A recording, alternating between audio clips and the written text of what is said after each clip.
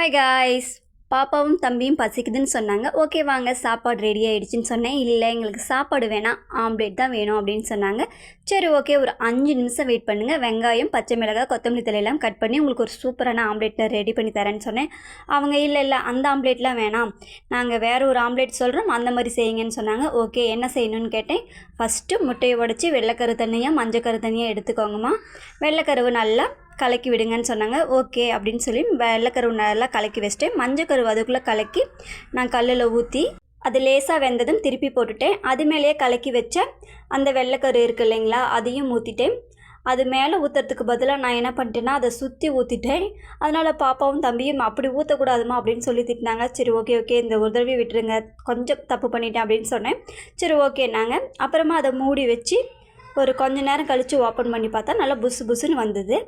அது மேலே கொஞ்சம் லேசாக உப்பு ஆட் பண்ணிவிட்டு கொஞ்சம் அதிகமாகவே பெப்பர் ஆட் பண்ணிட்டேன்.